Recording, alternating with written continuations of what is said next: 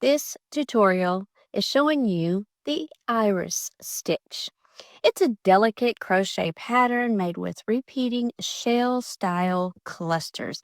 It creates a lightweight fabric with beautiful open spaces, making it perfect for warm weather projects and elegant accessories. For this project, you will need any weight yarn, a crochet hook, a pair of scissors, a darning needle, and an optional stitch marker.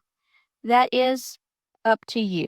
Now, to begin the iris stitch, we are going to make a slip knot on our hook. Now, this is a repeat pattern, and it begins with odd numbered foundation chain. So I'm going to chain on 15. So we have 1, 2, 3, 4, 5.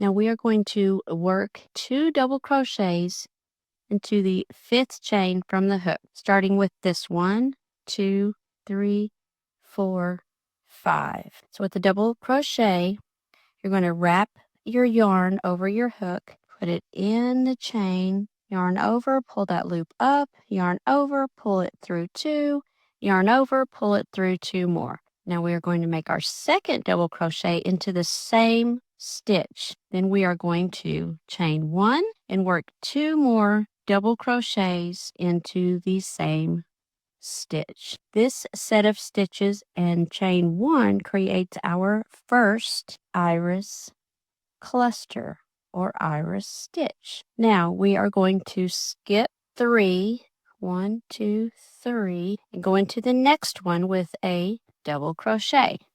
We are going to repeat that shell-like cluster of 2 double crochets, 1 chain 1, and 2 double crochets. Again, we are going to skip 3, 1, 2, 3. So basically, we repeat this pattern across that foundation chain. Now you'll see you have 1 stitch left. We are going to place 1 double crochet in that stitch at the end. And then we are going to chain 3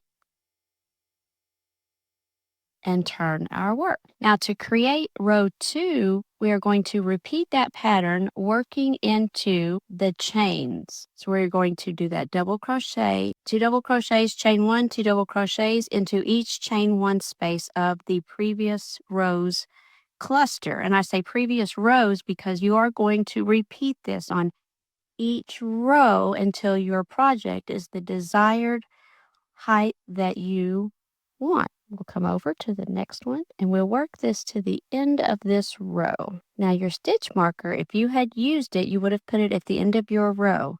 So that will help you to notice that's where your last stitch is going to go, or your last double crochet. So you're going to find that space and put that double crochet in that space. And you're going to chain 3 and you're going to turn your work again. Now you would repeat this, like I said, to your desired size of your project. Now, why crocheters love this iris stitch is because it is fast to memorize. It has a soft drape.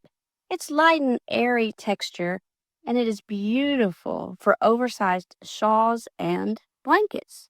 Now, if you do lose track of your spaces or stitches, you can use stitch markers. Acrylic yarn that I used here gives it a softer drape, but also cotton yarn adds to stiff definition. This is great for lightweight cardigans, wraps, table runners, scarves, baby blankets, you name it. This is a wonderful stitch. Now, if you enjoyed this tutorial, please let me know in the comments and give it a like and subscribe for more. Thank you so much for watching.